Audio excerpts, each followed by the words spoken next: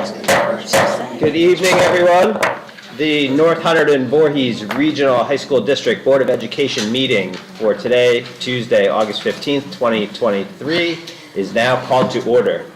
In accordance with the requirements of the Open Public Meeting Act, NJSA 1046, adequate notice of the meeting has been provided by submission of notice of the time, date, and location to the Star Ledger on January 11th, 2023, and the Hunterdon County Democrat on January 12th, 2023.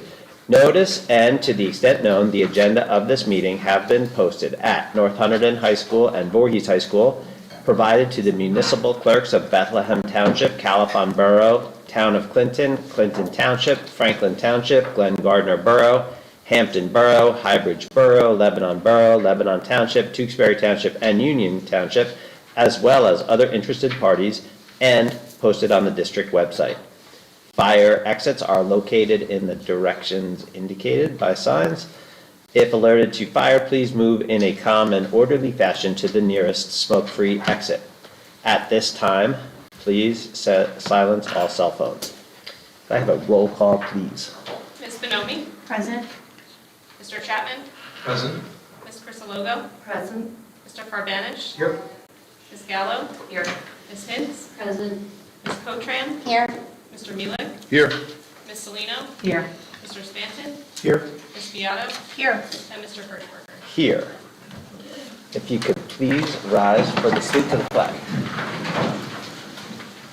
Allegiance to the flag of the United States of America and to the republic for which it stands, one nation, under God, indivisible, with liberty and justice for all. Okay. Can we get started with a motion and a second to approve agenda item 4.1, which are the minutes of the June 27th, 2023 school board meeting? Can I have a motion, please? So moved. Motion by Tara, second by Shelley. Any discussion? All in favor? Aye. Aye. Opposed? Abstentions? Abstention by Glenn. Thank you. Now, we move on to the presentation of the 2023 NJGPA results by Richard Brown, Director of Curriculum, Articulation, and Student Achievement. Hi, Rich. Good evening, everybody. Let me share my screen here.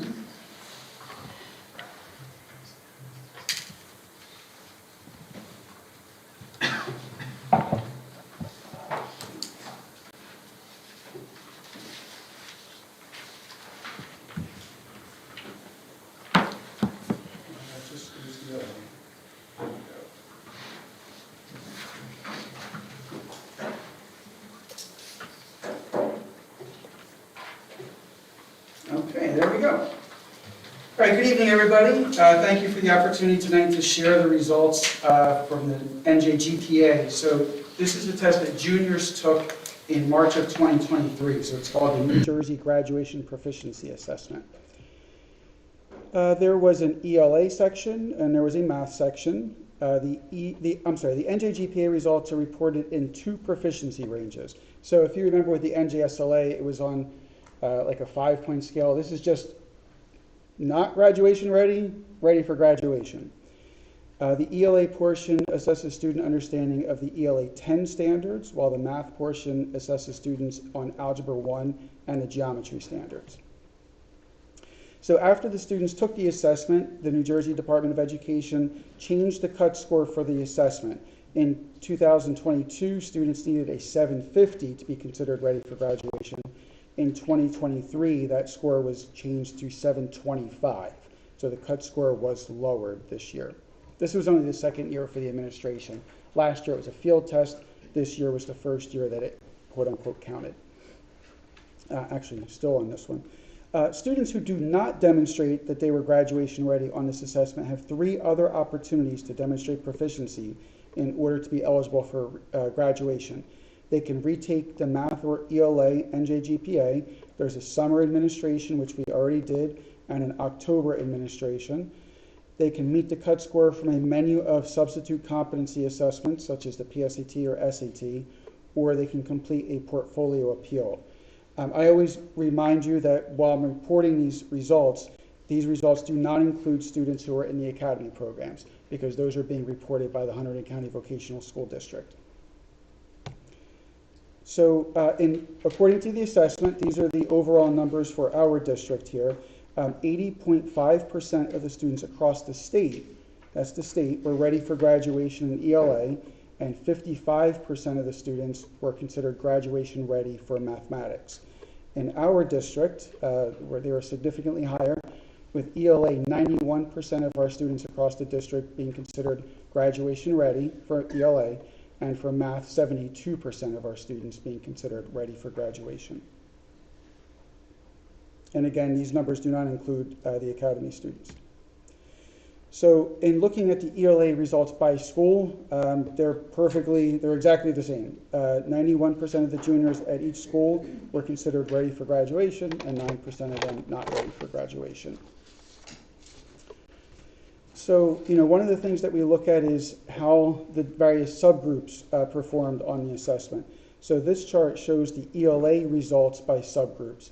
With our Asian and female students were the subgroups that had the largest percentage of students who were considered ready for graduation, while Black or African American students and our students with disabilities had the lowest percentage of students who were considered ready for graduation. So this helps us to identify areas to improve so that we can improve our instruction and support for certain groups of students so that they can be successful as well. Moving into math, the two schools were fairly consistent again. 74% of North Hunterdon students being ready for graduation, and 74% at North and 70% at Voorhees being considered ready for graduation.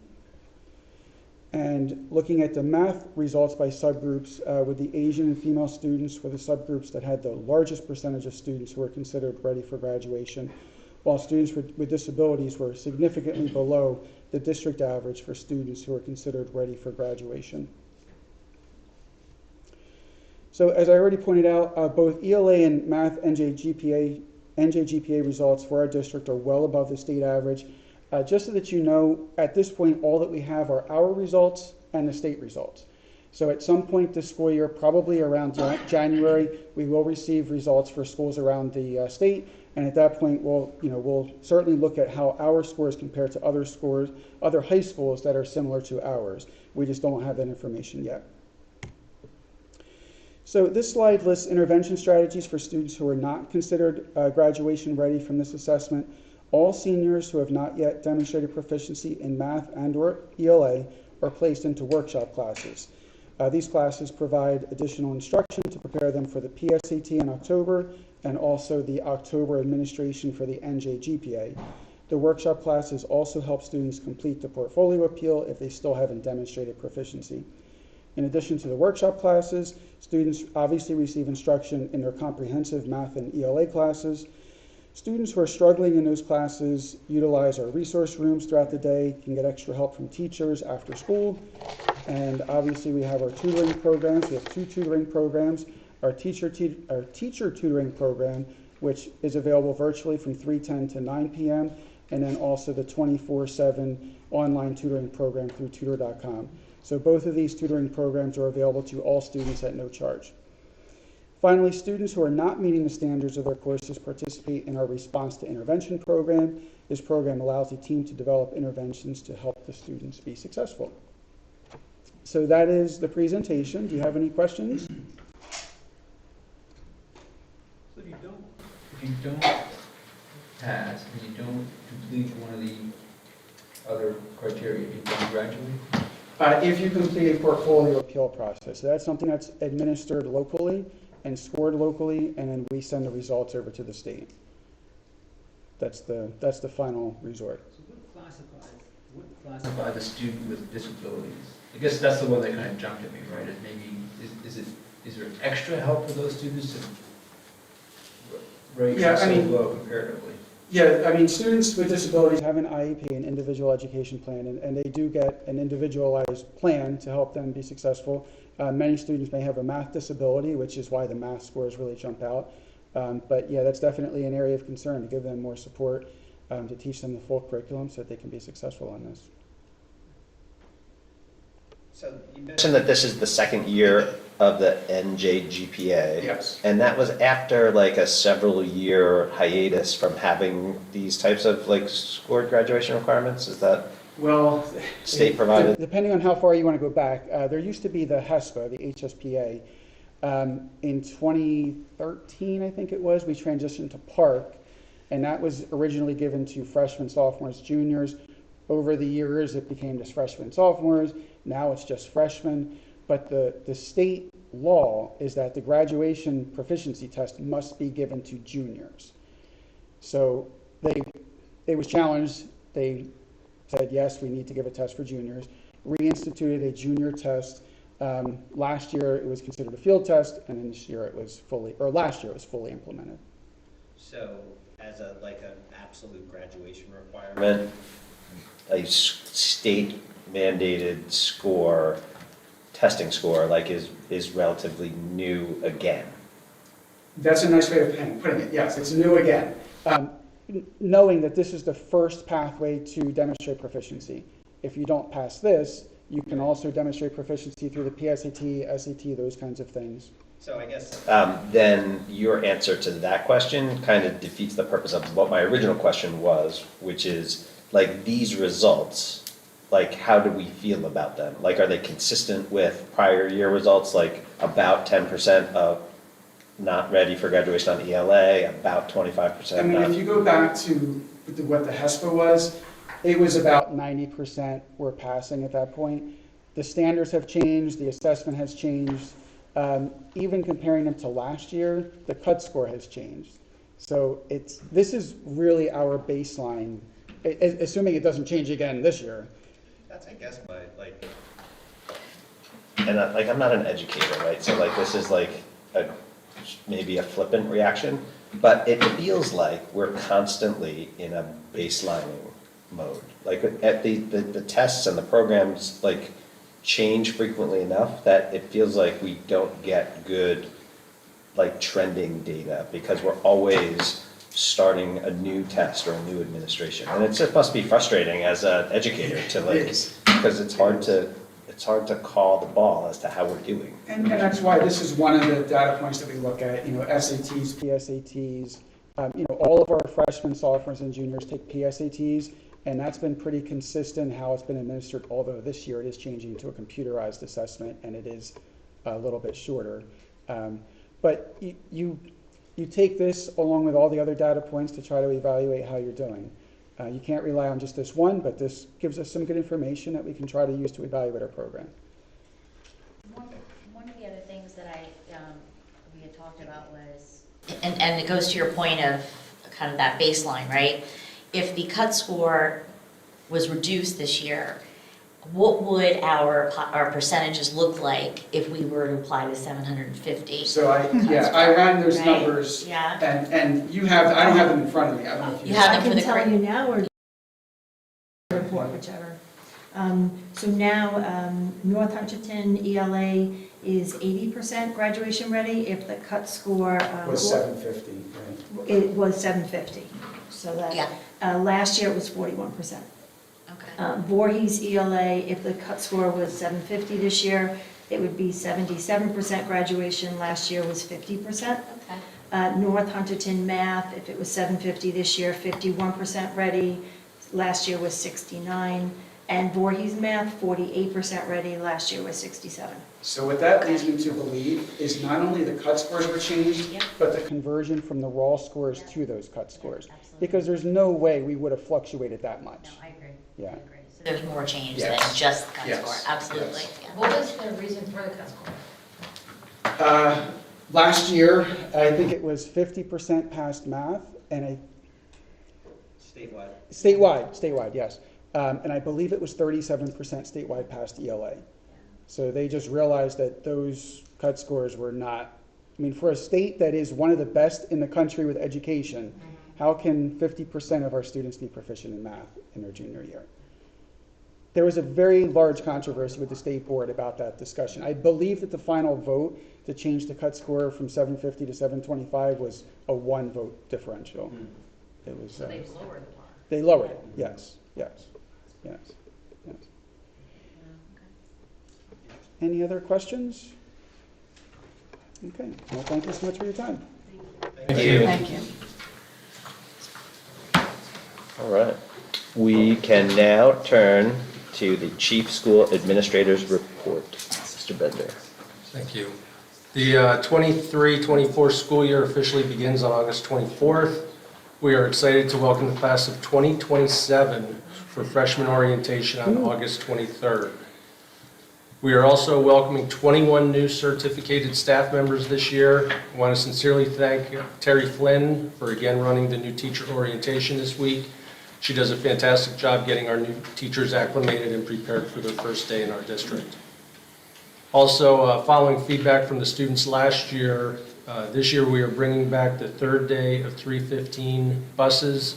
The 315 activity buses will run again on Monday, Wednesday, and Thursday, and ridership numbers will be monitored throughout the year. And Polytech did award the construction bid in July. We had a kickoff meeting, so we should be seeing groundbreaking in the next couple of weeks here. HIB report, nothing to report this month. Last month there was one incident reported, it was unfounded. Do you need a motion? Can I get a motion and a second to affirm the determinations on the HIB incidents reported at the June 27th, 2023 board meeting? Motion, moved. please. Motion by Kim, please say. Motion by Kim, second by Deb. Any discussion? All in favor? Aye. Opposed? Abstentions? Motion carried. And the monthly reports are attached for your information. Okay, thank you. I will give my brief school board president's report, just a couple of administrative items.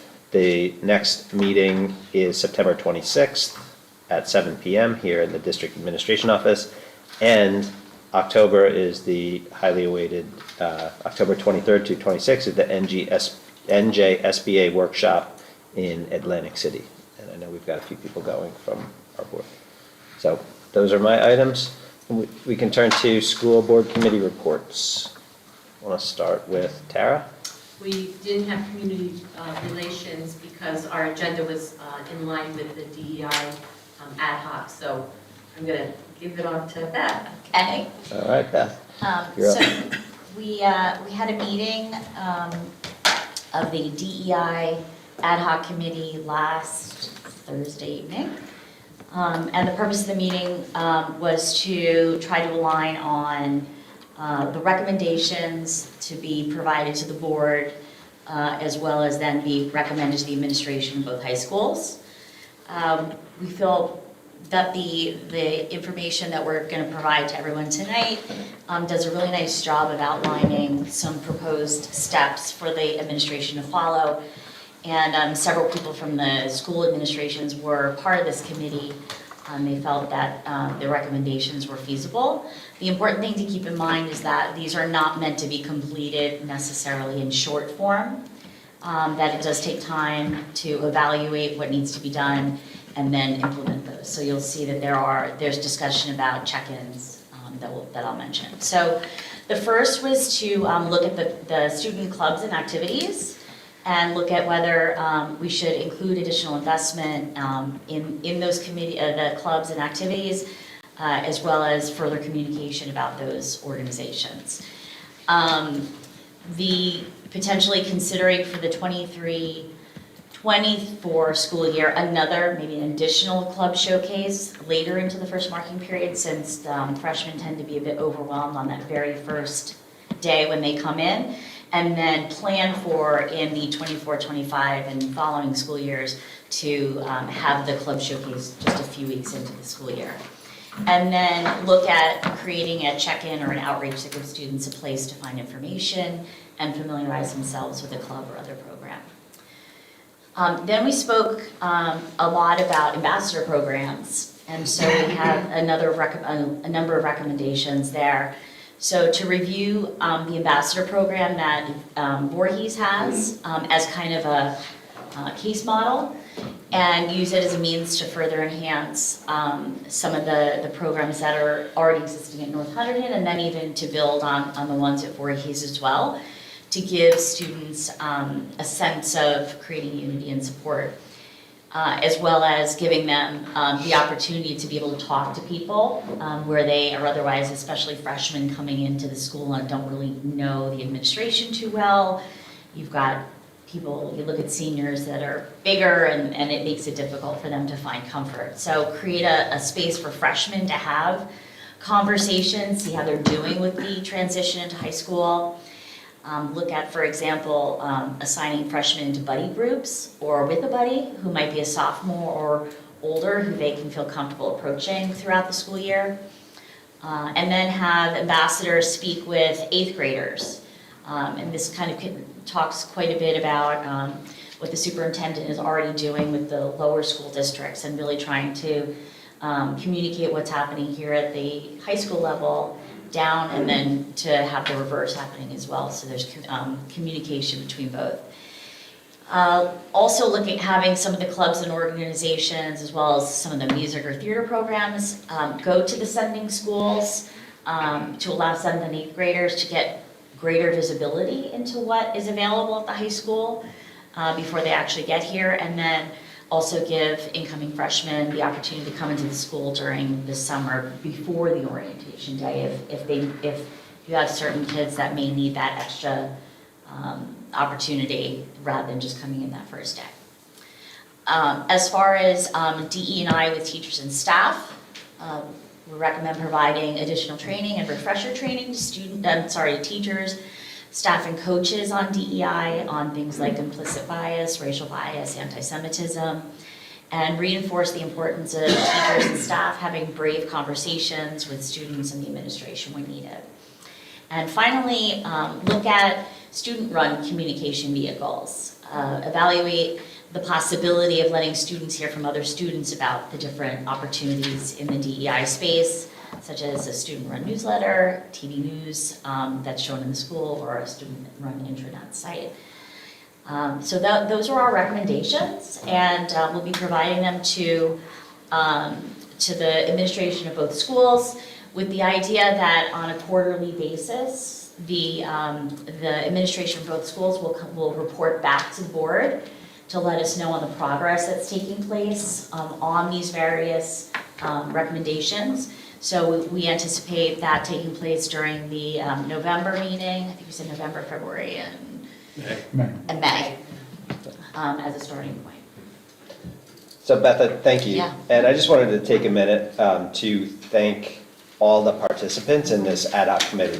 There were board members, community members, students, staff, administration that met multiple times over the course of the last 5-6 months, right? And I think the overarching sense in all of those discussions was this idea of building a community of inclusiveness, and how do we like create an environment that makes everyone feel welcome, no matter who you are. And these recommendations are geared around how do we build on the elements that are already there and that are successful, and how do we expand on those and leverage them? And then, what are some areas where there are gaps, and how do we fill them? How do we look to the administration to fill in those gaps to, create that community of inclusiveness so that everyone feels welcome? But I did want to give a big thank you to the folks that spent quite a bit of time talking and brainstorming and disagreeing and agreeing and coming to recommendations. So thanks for leading it, Beth, and thanks to everyone who participated. Any questions on that? Okay, thank you. So next to Beth is John. So John will turn to Facilities Finance. Thank you. Our committee met last Monday evening. First thing we talked about was a topic that we brought back from the past, the farmhouse out of Voorhees. It had been on our agenda several years ago. Nothing happened, and it's still in disrepair. It's not only is it an eyesore, but it's an attractive nuisance, and our committee administration will be investigating what to do with that building, because we can't let it just something has to happen. So we'll keep you posted on that. We had an update on capital projects. Jeff mentioned Polytech had their kickoff. I guess hopefully, optimally, the move-in date would be in 2 years, correct? So originally it was we were looking for September of '24, but things have really been stalled up until late. But now hopefully the momentum will pick up, but they are still waiting for some planning approvals, I believe, with Clinton Township. But the new date then is 2 years from now for that. Tennis courts at both schools are complete. North Hunterdon High School, the parking lot improvements have been complete with the exception of light poles that are on back order. Referendum projects, the locker room at North Hunterdon is mostly done with the exception of some HVAC components that'll come in, looks like they're scheduled for delivery and installment in December. Stairwell doors at North Hunterdon, stairwell fire doors, that is, they are set to arrive in late August, so that should be completed soon. Voorhees, the exterior stair replacements are complete. One item that popped up this month on capital work was the lighting on the stadium right here. There was an exploding bulb, so we are looking at a state contract electrician to investigate and potentially replace the bulbs on the stadium field. That work, I don't know, I think, Katie, you said probably wouldn't happen until like late October, I guess, by the time everything was worked out. Correct. And we also instructed her that, you know, if this is a problem for that situation, there's other places in the district at both schools that have exterior lighting, nighttime lighting, and we should, you know, just analyze that to make sure we don't have a similar instance creep up on us unexpectedly. Transportation, as you all can imagine, prices are up, fuel is up, routes are, average cost is up 14%. Jeff also mentioned adding the extra late bus, so there's a cost there, but we will be analyzing usage so that we can potentially make recommendations for consolidation. The driver shortage is, you know, also leads to the extra increase in pricing.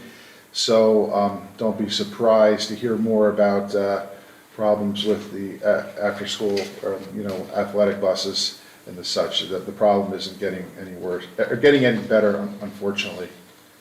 So you see an action item on the agenda for approving the routes. Also, we had a agenda review of the items. A lot of routine things such as annual renewals for the school resource officers and class 3 officers, contracts with Polytech, an annual contract with Clinton Public for a Spanish teacher to teach one class during their 6th assignment.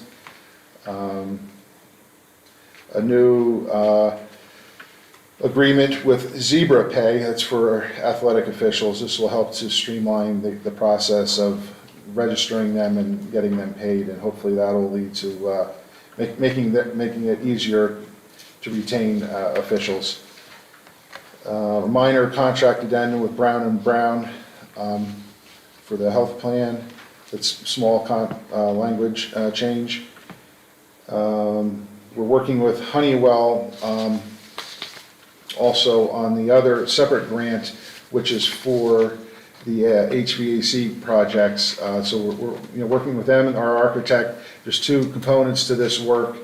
Some of it is maintenance, and then some of it is replacement. So Honeywell is working on the repair?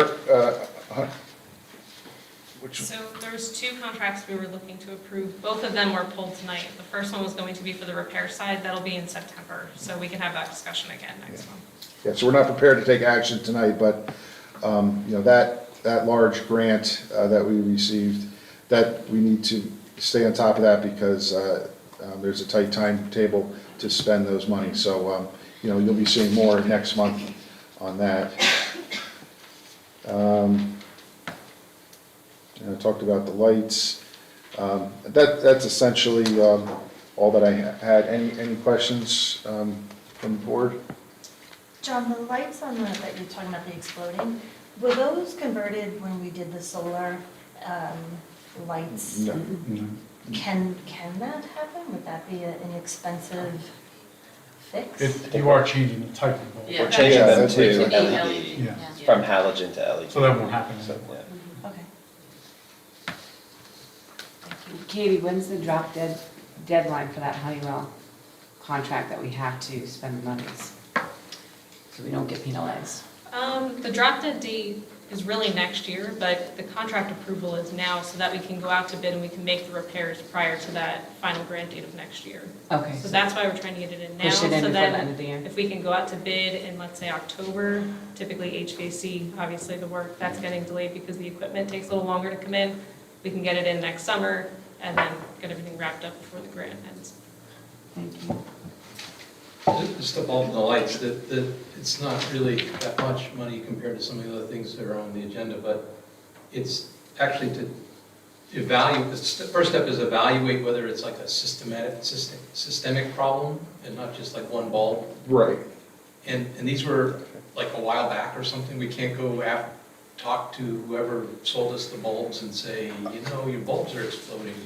I think, Or is this like 20 years ago or something? or longer, or longer. Okay, But I I got think, 20 years of bulb. All right. And the price isn't for an evaluation, that's to replace the ballast in those light poles with LED ballast. So it definitely is going to be spent. It's not just a contingency in case we find the systemic problem. It's, Right, it's it can replaced. get bigger. right, I The would, problem can get bigger. Right. I would say that the stadium lighting has lived its useful life and now is turning into a liability. Okay. And so we're gonna tackle it so before it turns into more of a liability. And I assume the new light poles that are going in the parking lot's already taken into consideration. They're all They're all LED, LEDs. yeah. You mentioned busing, what does Warren County Special Services do on the agenda tonight? Is it a bus service, right? It is, that's in case we do need to contract with them for any kind of runs in the middle of the year. If a student moves in and we need to So- use their service, it's just So to have. Hunterdon is the main one and Warren's a backup. Right. And you said certain things are being deferred to the agenda, so if we have capital reserves for the New Jersey Clean Energy Grant, that's off the agenda tonight, or? That is on the agenda.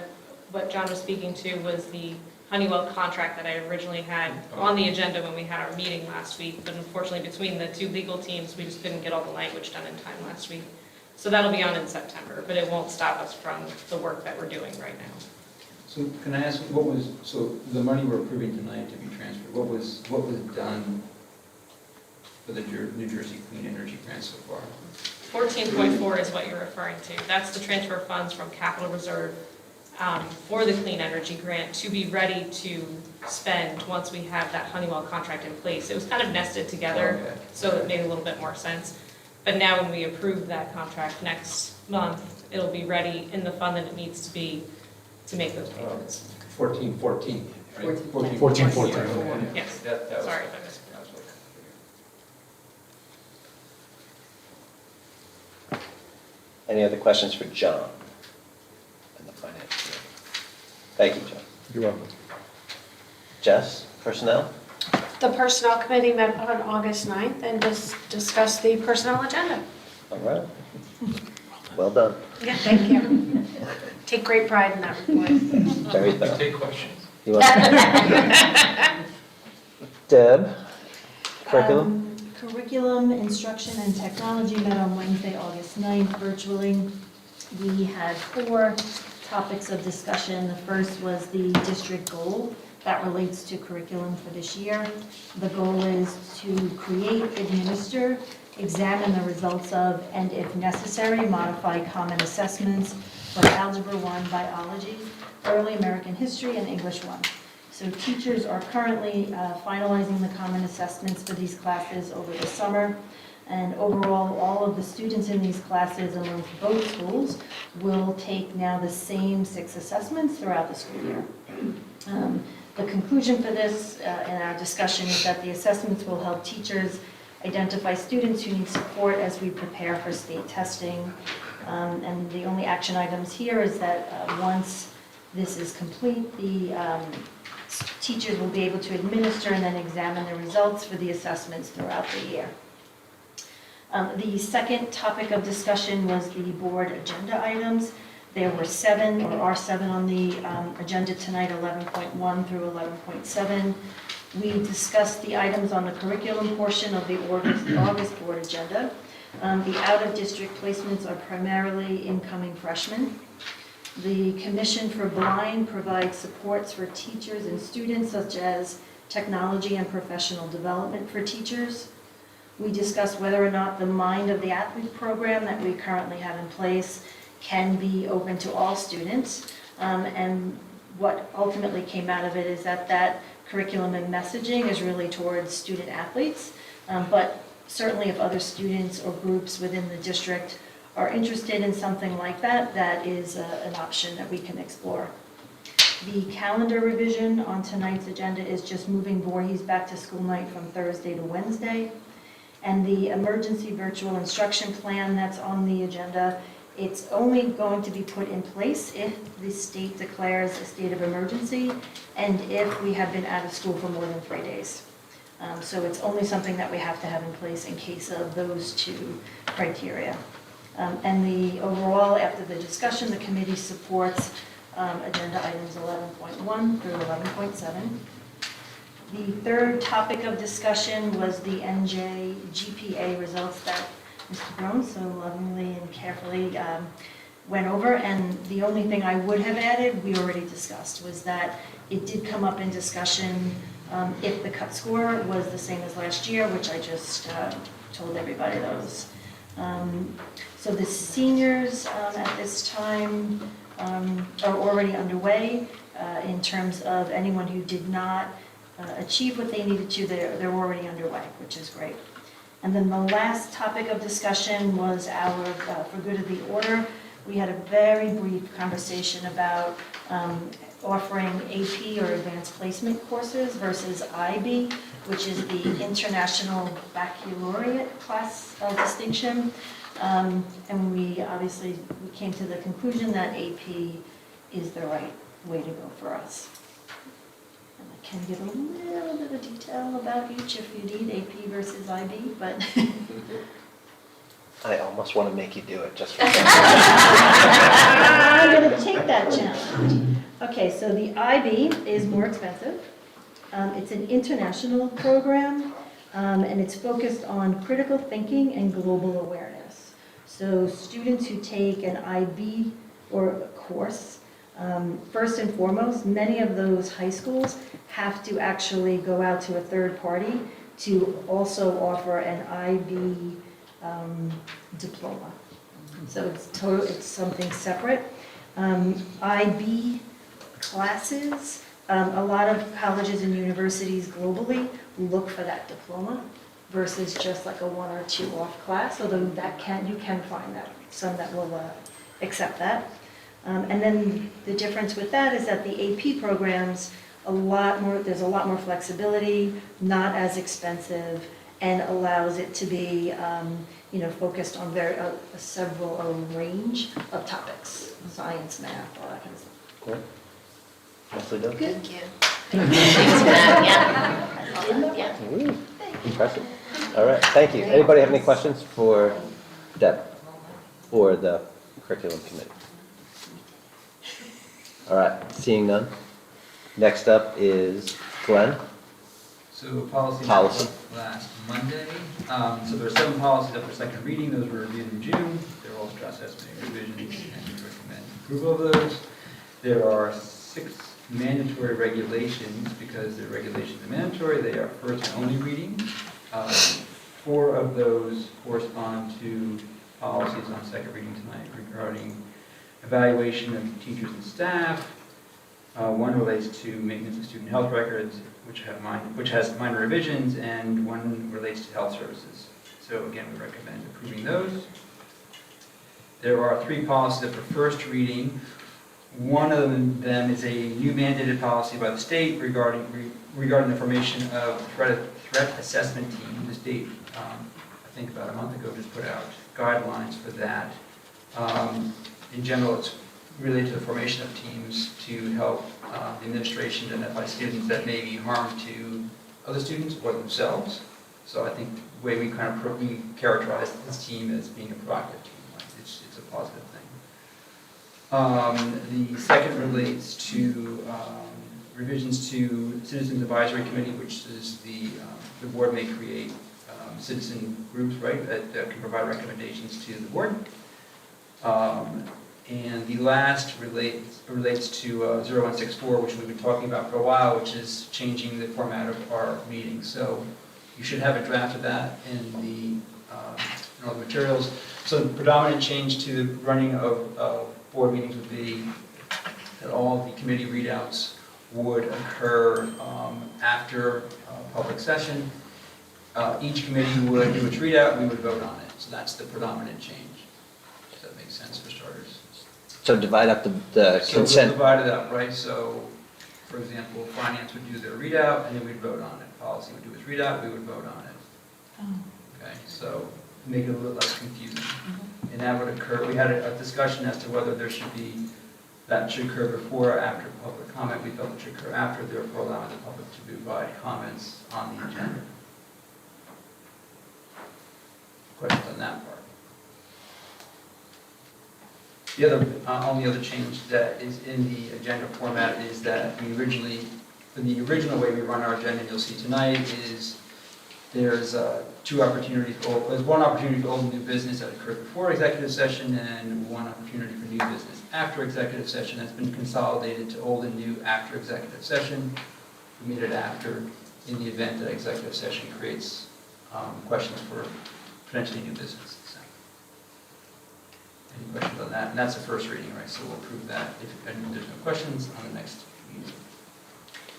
So I would just add on that in the discussion in the policy committee meeting, like there was a lot of like healthy debate about whether it's a good thing or a bad thing to restructure the agenda and sort of put the voting for each section like closer to the committee readout so that the question and answers then are followed by like the voting. And I think the consensus was, it sounds like a good idea and let's try it.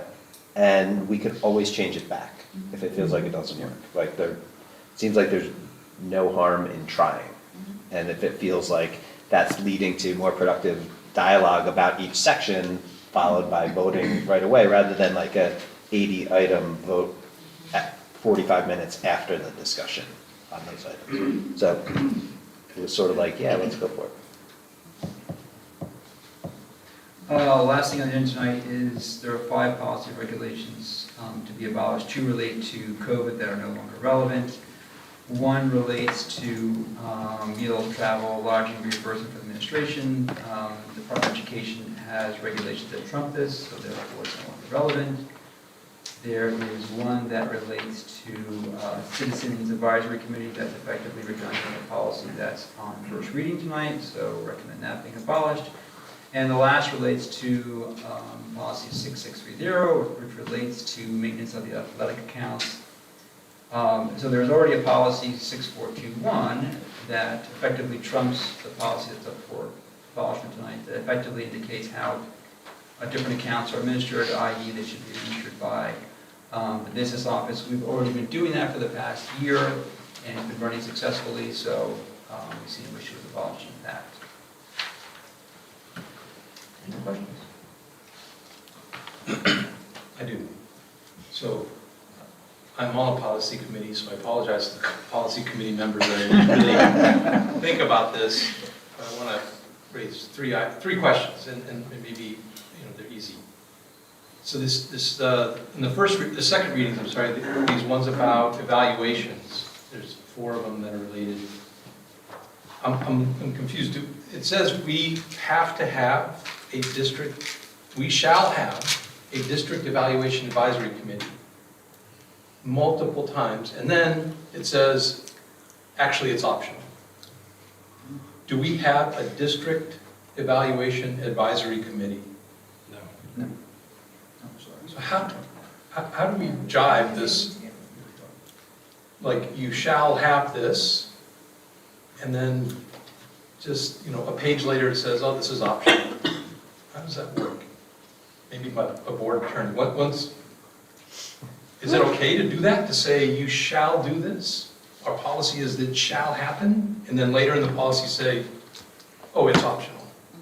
Well, unfortunately, the devil's in the details, so that shall, does it actually say shall?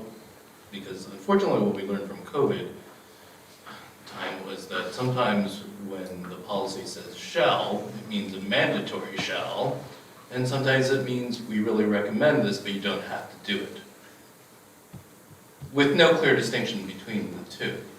So I would want to look at the specific language. So this is the advisory committee language that you're talking about? Evaluation. Yeah, yeah, so I don't know if we want to bog down, maybe I'll just, Table it. well, these were all Strauss Esme recommended changes, right? That's something, I think Glenn is correct, right? We didn't have any of these that were kind of conjured up on our own. So maybe it's the weak shall, it's not the strong shall, is in this language.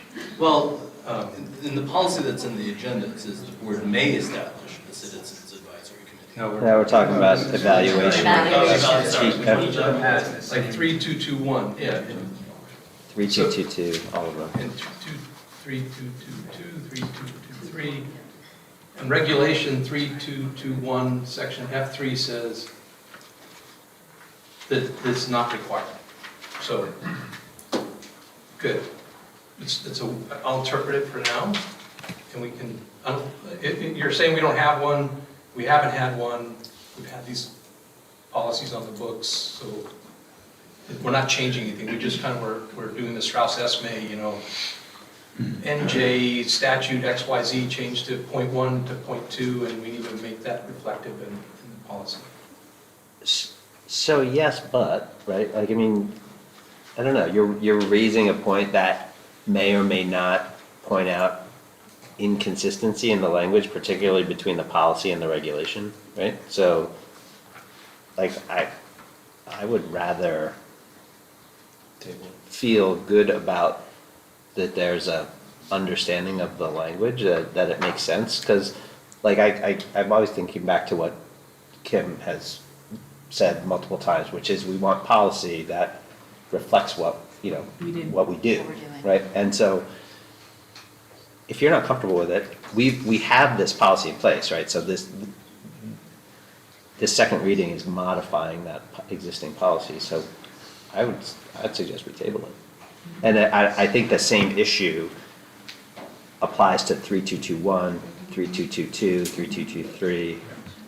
So you're tabling, we've already had We had first reading. second reading too as well on those, and then first and only readings for the regs, so we're gonna potentially. This is second reading of those policies. Right, so we're tabling them?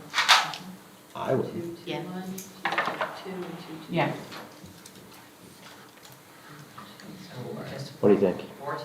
I would say 4-2, it's So how do all we- the evaluation sections. How do we procedurally do that, Mr. Board Attorney? Do we need a A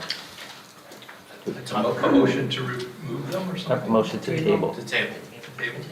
All right. All right, a motion to table 3221, 3222, 3223, and 3224, which all have the same language. Once we've solved it once, it'll be solved for all of them.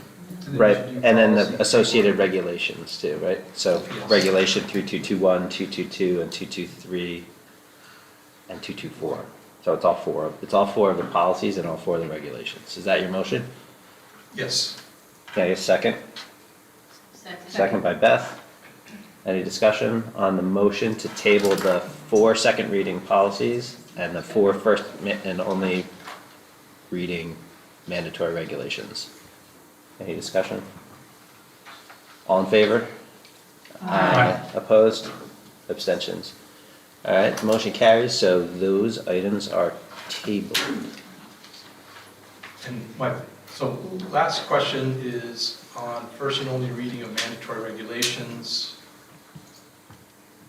This is the Student Health Services, 5310. Section H says, as I read it,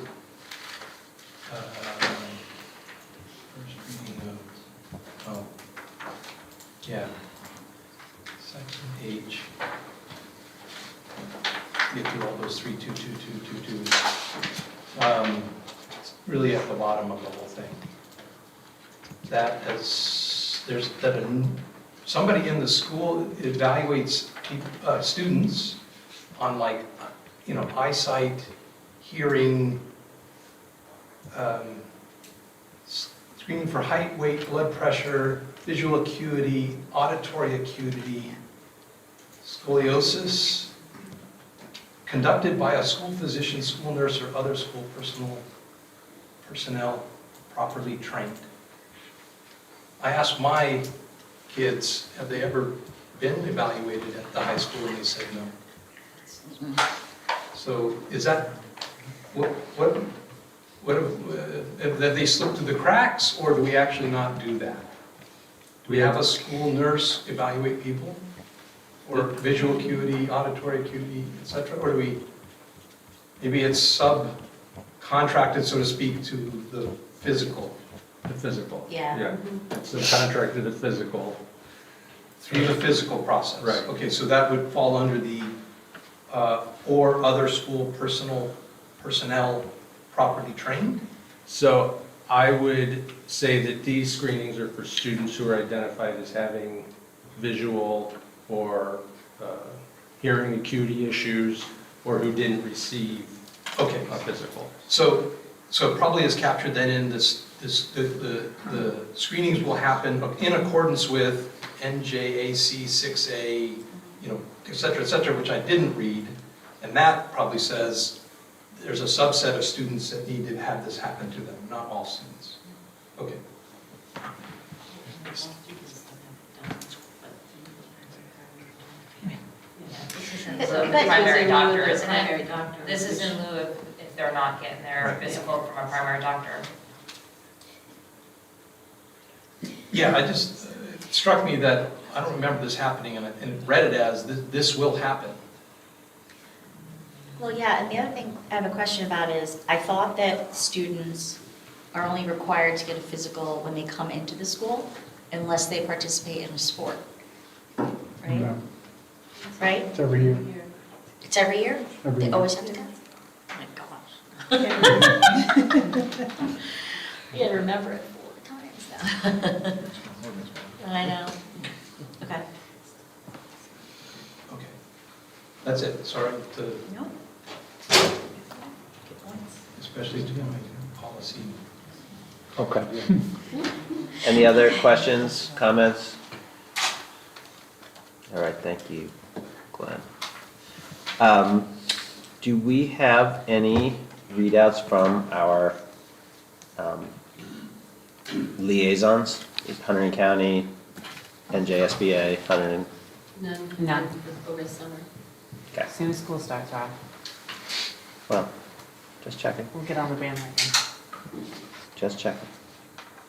All right, thank you for those committee reports. So now we are on to our opportunity for public comment.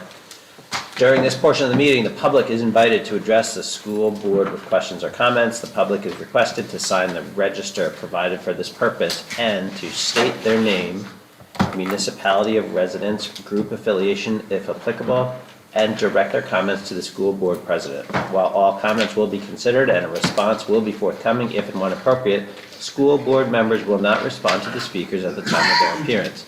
The public comment period will be a maximum of 30 minutes in length unless there are unusual circumstances. Those appearing will be allocated 3 minutes to speak, and no one will be permitted to speak twice until those that have not yet had an opportunity to speak have had a turn.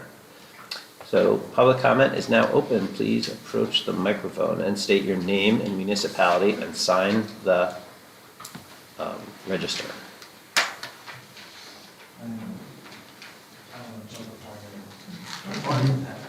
Oh, there's a pet. Oh, there's no, thank you. Absolutely.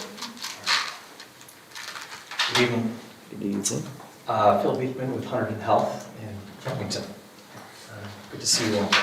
I'm here on behalf of Hunterdon Health, and I would like to comment on agenda item 14.12, which calls for a vote to appoint St. Luke's Warren Physician Group as medical inspector at North Hunterdon Regional High School during the 2023-2024 academic year. Hunterdon Health was excited to have been selected as the provider at your most recent meeting on June 27, 2023. That is because many of the students, faculty, and staff at North Hunterdon are patients at our practices across our community, that many of our 4,000 employees, medical staff, and volunteers are parents here at North Hunterdon, and that we believe we are more than able to service the contract here at North, as evidenced by our work as medical inspector at Voorhees High School. And ultimately, we believe that we know the students here and that we were excited to support them alongside you. We're disheartened to hear this board's decision to now proceed with an out-of-county provider, but nonetheless have every intention of supporting this board's decision. We do, however, intend to meet with the business administrator to better understand how we can meet your needs in the future. Thank you. Yeah. Thank you. Thank you.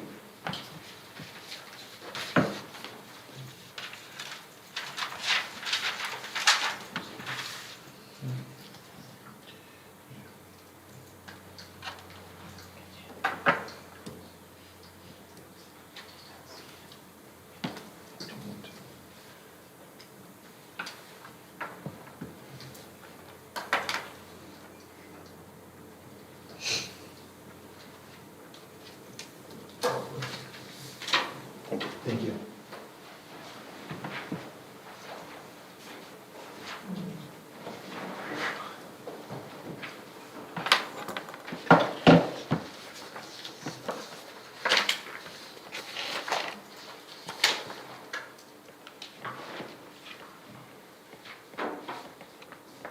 Good evening. My name is Amy Barrett. I'm a resident of Highbridge and a former middle school teacher. I'm here to say something positive. I want to thank the board for your time and effort, especially thank the majority of board members for your courage in voting against banning books during the 2021-2022 school year. I'm making a point of thanking you a year later because I believe that this issue and your votes are going to become an issue during the November election campaigns. North Hunterdon-Voorhees was among the first districts to experience the scourge of censorship that has since affected the entire country. Without a roadmap to guide it, this board had the wisdom to understand that students' freedom to choose and freedom to read must be protected. Thank you for following your policies and for serving as a model to show other districts how to do the right thing. But there's an ask here as well. Book challenges do tend to snowball into avalanches. They start with 5, then 50, and the next thing you know, it's 500 books like in Florida. A North Hunterdon-Voorhees community member, whose wife is running again for a seat on this board, has already boasted online that he now has a list of 50 more books that should be banned from the North Hunterdon-Voorhees libraries. Please continue to do the right thing by strengthening your book complaint policy 9130 to not allow reruns of the same book complaints. Once retained by the board, a title should not be able to be submitted for reconsideration for a period of 5 years. In addition, please prevent unfounded future challenges by revising the materials reconsideration request form to require more complete and substantial information from the complainant. So somebody can't just give you a list of 50 books and then you've got to deal with each one of them. Thank you again for your support of students' freedom to read.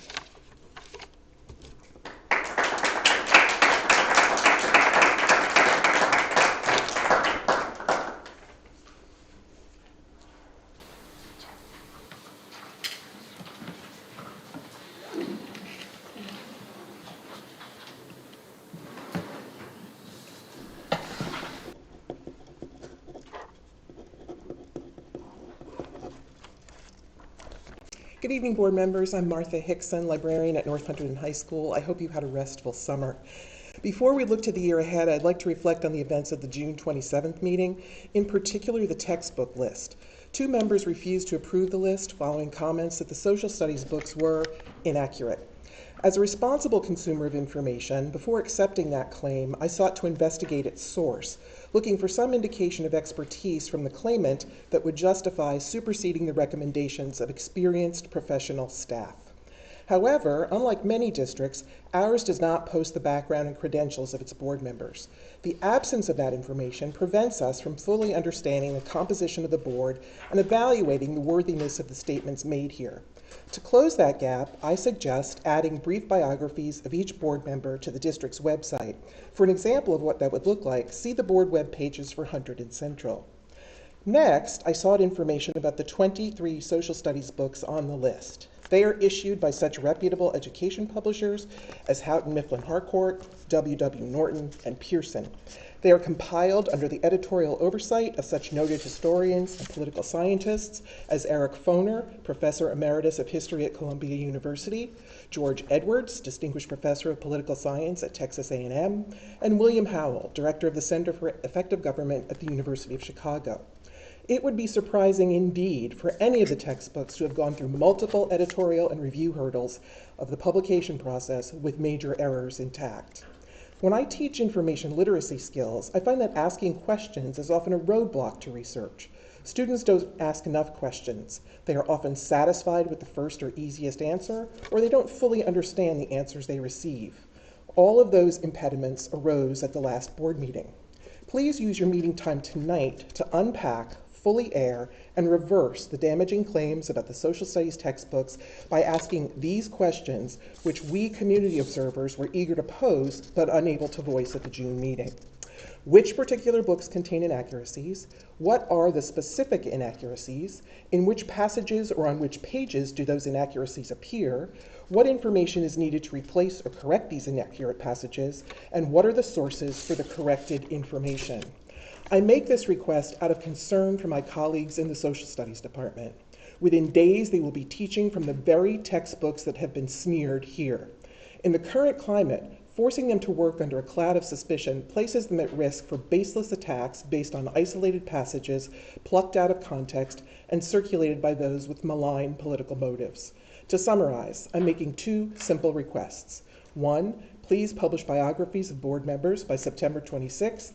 And two, please investigate and refute tonight the textbook claims made at the June meeting so that teaching staff can begin the year with one less burden. Thank you for your attention, and good luck to the board, staff, and students during the coming school year.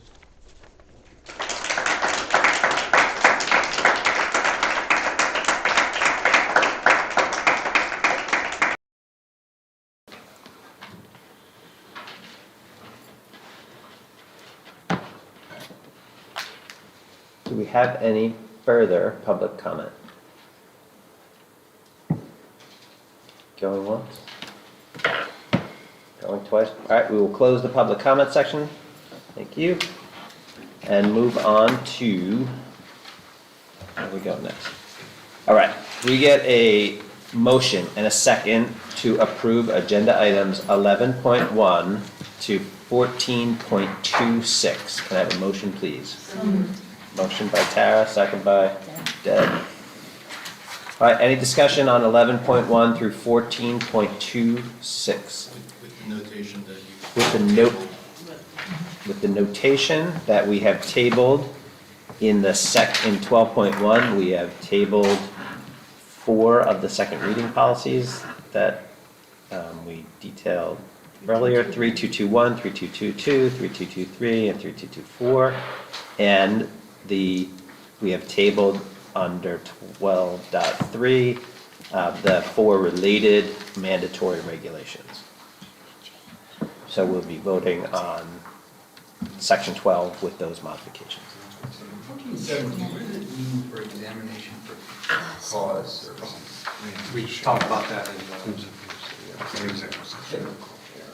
And I guess I have one question on the travel request.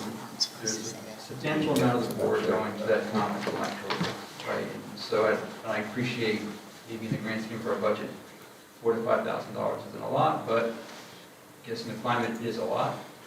So can someone who's attended those conferences to help me just appreciate what value comes out of those conferences? Because it's, I'll be honest with you, right? $5,000 is a lot of money. Personally, and I think for the school. So I just want to understand the value of it before I would vote on it. So I can jump in a little bit. I'm personally not going, just because of work. I can't get off of work. The NJSBA uses that as an opportunity to do live trainings, because a lot of the trainings are virtual. Though there are other live options, but they're virtual. You get a chance to meet other board members from other districts throughout the state of New Jersey, so that, if you see somebody that maybe asks a question, you can talk to them where you wouldn't have had that opportunity. There's presenters that wouldn't be in like a virtual option throughout the year. Can you be a fully functioning, contributing board member without going? Yes, because there's a lot of trainings available online. So there's that. I don't know if anyone else wants to So add. you've gone to them, you found them beneficial? I did. I will say, what I find more beneficial personally, they may disagree, when the governance training, it's like to do those in person, there's no comparison. But that's a weekend, it's not as expensive, to your point. You really get a lot more out of those in person than you do online, the governance trainings. Yeah? And I could chime in, I'm not going this year, I went last year. I also go, because of my job position, I go every year as an architect. Last year I went as a board member, and like you said, the trainings that you can go to, not just the governance, like things that were particular towards facilities, I focused on, and getting ideas for different things that I could bring back and maybe make suggestions to the administration, or and then also understanding how things are done, and hearing from other people there. I mean, there's just so much information that you can get there, and you can really focus it on what you'd like to focus on, either on your committee or different things like that. So I think what would be a good idea, based on what you're saying, is whoever does go, we have them do a presentation. Yeah, that's my next suggestion, right? Yeah. I think since we have a lot of people going, I think to benefit all of us, right, because all 12 of us, I think, is excessive, right? Mm-hmm. I think the 4 should try to give a readout of things they found useful. That'd be helpful. And I guess I would I haven't been, but like my reaction to $4,500, while like, yes, that would be a lot out of my checking account, like I think this is a pretty inexpensive board to run, right? Like this is not like our board, we don't spend a lot of money on like our own professional development, I don't think, like compared to at least like some of the other board meetings I've watched online or whatever. Like it just seems that we're a pretty low maintenance board from a spending perspective, and this $4,500, if it's gonna make us better, I think it's money well spent. And one of the things that I find value added, because I attend our Hunterdon County monthly meetings, but I also I work in Essex County in Newark, so at school boards, it's nice that I meet up with other board members in the communities where I work to see the issues that they're dealing with, and it helps immensely, especially on our DEI, that I can bring to the table what other board members are seeing throughout the state and how they're dealing with different issues that are presented in their communities. So I find that very valuable. Any other questions questions, comments, discussion on, sorry, I got put on the glass. 11.1 through 14.26 with the modifications to section 12. Any other questions, discussions, comments? If not, we will have a voice vote. All in favor? Aye. Opposed? Abstentions? I need to abstain on 14.20. Shelley abstaining from 14.20. Same with Nicole. And Tara. And Tara. And Kim. Say that? The board members that are abstaining as the travel requests really only need to abstain as to voting for themselves. Right. They're able to vote on other board members. Okay. So right now, it's couched as they're abstaining entirely on 14.20. So you can write mine down as 14, 20, 21, 03, 87. I think that we have, It's usually just done, yes, as to 14.20, except as to myself, I recuse. But we could also do it the other way, which is probably much more exact. yeah, okay. So, Okay. how do we want to word that? Shelley, So then I'm abstaining on 21-0385. and Nicole from 21-0386, and Tara from 87, and Kim from 88. Do I have that correct? It's duly noted. Thank you. Any other abstentions? I think the motion still carries. It does. All right, excellent. All right, where are we? All right, old and new business. Does anybody have any old or new business that they would like to raise for discussion? Well, I'm wondering if we could visit the 2 points that were brought up during public comment from the policy 9130. If we could add that to the policy agenda for next month. What's 913? Sorry. That's the book banning policy and the book review policy. Thank you. I should have also added during policy readout that we need to consider how we're going to run elections for board members, right? So we haven't forgotten about that, and that's on the It's agenda. 0155. That's 0152. Yeah, that's on the Isn't it agenda. 55? 52. 0152. Yeah, that's still on our agenda. So your new business, Jess, is to add into policy, for policy committee discussion, the book reconsideration and the book challenge. Policy. Policy. Okay. Any other new business that we? Item I'd also like our policy committee to think about. So it's I became aware that there's other boards that have a mechanism whereby the community, in defining how to do this is what you want to discuss at minimum, but the community to petition for an emergency board meeting. I looked at our policy 0161. It does not appear to be there a way to do that. It looks like the majority of the board itself can call for an emergency session. Okay. And this came up in another board where a vote went a certain way. The community disliked the way the vote went, let their board know, and petitioned somehow to have a meeting specifically about that vote. Okay. Is there something that you could enlighten us on?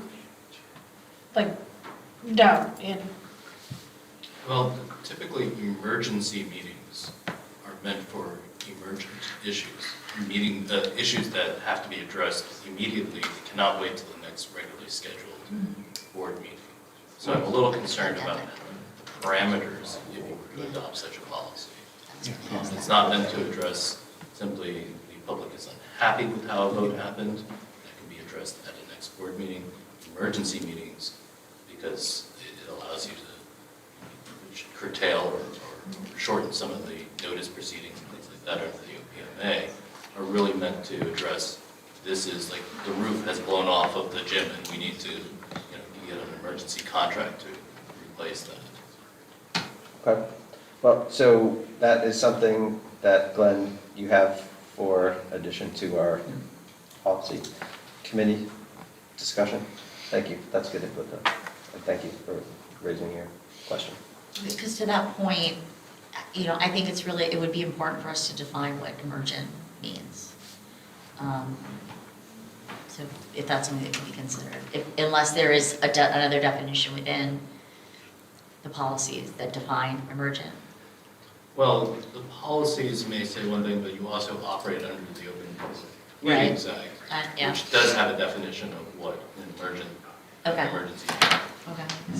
Can you give us the example that happened? For context?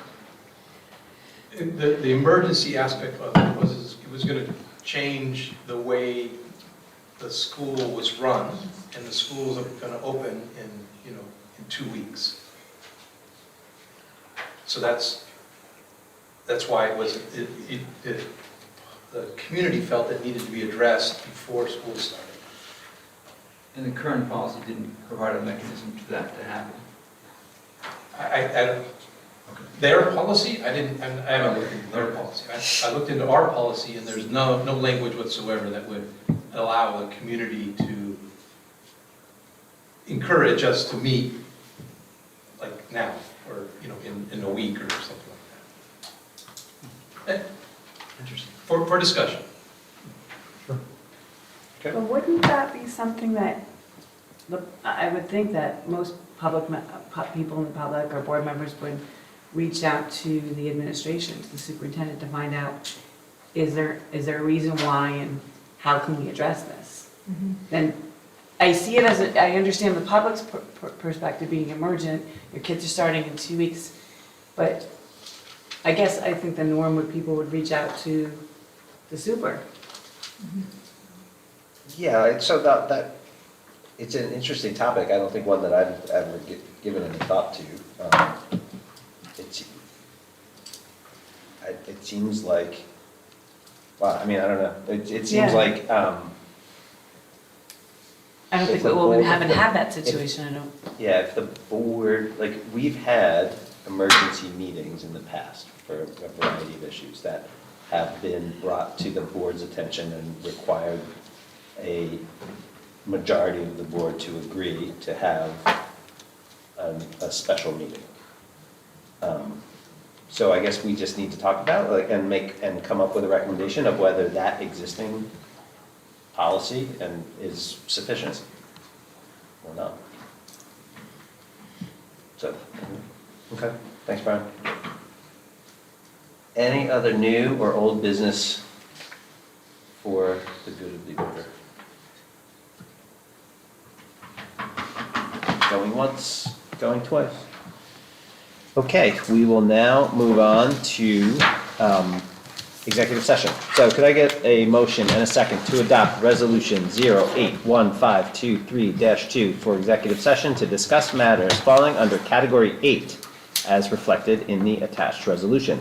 The board expects to be in executive session for approximately 1 hour, and upon return to public session, action will be taken. Can I have a motion, please? Motion by Shelley, second by Jess.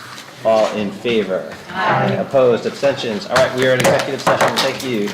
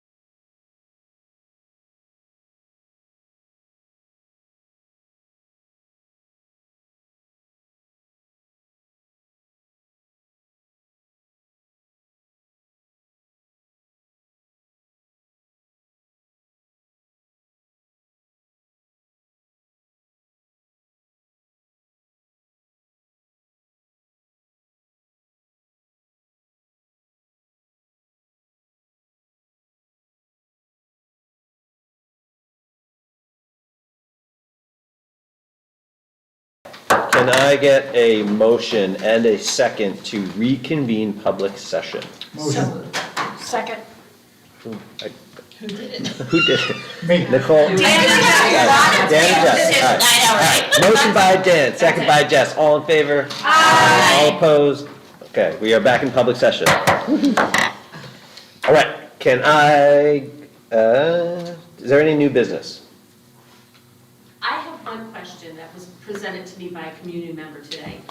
For a team, their son is really going to be coming up next year, but big into chess, competes all the time. We don't have a chess team, so I said, I'll find out. To do teams, is it the same as clubs? I know we have chess club at Voorhees, but do they, can that ever, the chess club ever go into competitive mode? They could, Okay. but I don't know what the governing board would be or the agency that governs that, so Okay. there'd be some investigation that would Okay. happen. All right, Great. Would it, from a director of athletics, would it be somebody from that department? I would probably start with whoever is supervising the club. I'll let them know. Thank you. My kids did it. Yeah, there used to be a team, they said, years ago. They used to compete. Yeah. And I apologize, I don't recall how they did it. It was a long time ago. Yeah, so they asked me that question, so They have the clubs at some of the feeder schools that I know. My son's been at. okay. I'll send them on that direction. All right, thank you, Tara. Anybody else have new business? Seeing none. I have a motion and a second to approve agenda items 19.1 and 19.2 and the personnel hand carry P08152023-01. So moved. Motion by Second. Kim, second by Jess. Any discussion? We need a roll call vote. Ms. Bonomi? Yes. Mr. Chapman? Yes. Ms. Crisologo? Yes. Mr. Farbenich? Yes to 19-1, abstaining 19-2. Okay. Ms. Gallo? Yes. Ms. Hintz? Yes. Ms. Cotran? Yes. Mr. Mealy? Yes. Ms. Salino? Yes. Mr. Spanton? Yes. Ms. Beato? Yes. And Mr. Kirchberger? Yes. Motion carries. Motion carries, thank you. Can I get a motion and a second to adjourn? So moved. Motion by Shelley, second by Deb. All in favor? Opposed? All right, we are adjourned. Thank you, everyone. That was funny.